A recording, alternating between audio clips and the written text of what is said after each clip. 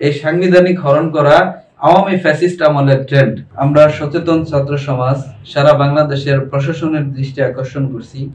আগামী 20 থেকে 24শে ডিসেম্বর 5 দিনের জুর উপলক্ষে মাঠের পূর্ব প্রস্তুতির জন্য আজকে সারা বাংলাদেশ থেকে বিশ্ব আমির মাওলানা সাদ সাহেবের অনুসারীরা সারা বাংলাদেশ থেকে ঢাকা আসতেছে।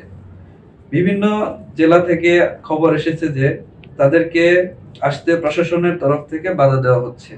আমরা সচেতন ছাত্র সমাজ স্পষ্ট করে বলতে চাই, এই বাধা দেওয়া এক ধরনের আওয়ামী ফ্যাসিস্ট আমলের মনোভাব।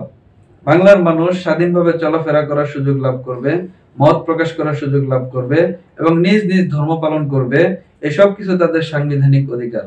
এই সাংবিধানিক হরণ করা আওয়ামী ফ্যাসিস্ট আমলের ট্রেন্ড আমরা বিগত সালগুলোতে দেখেছি। যখনই বাংলার মানুষ কোনো বৈষম্যের বিরুদ্ধে, কোনো দুর্নীতির বিরুদ্ধে আন্দোলনের জন্য, তাদের মত প্রকাশের জন্য ঢাকায় সমাবেশ করতে চেয়েছে, তখনই আওয়ামী ফ্যাসিস্ট, এই ফ্যাসিবাদ সরকার তাদেরকে রুখে দেওয়ার জন্য এই পন্থা অবলম্বন করেছে। তারা ঢাকার বিভিন্ন স্থানে তাদেরকে বাধা প্রদান করেছে। আপনারা যদি আমাদের এই সচেতন ছাত্র সমাজের শান্তিপূর্ণ অবস্থান কর্মসূচির দোহাই দিয়ে এই ধর্মপ্রাণ মুসল্লিদেরকে তাদের ধর্মীয় কর্মসূচিতে বাধা প্রদান করেন, তাহলে তা হবে একজন নাগরিকের নাগরিক অধিকার হরণ। আমরা সচেতন ছাত্র সমাজের পক্ষ থেকে আপনাদেরকে বলতে চাই, বাংলাদেশের নাগরিকের তাদেরকে সাংবিধানিক অধিকারকে সমুন্নত রাখতে বাধা হবেন না, তাদেরকে আপনারা সহযোগিতা করবেন।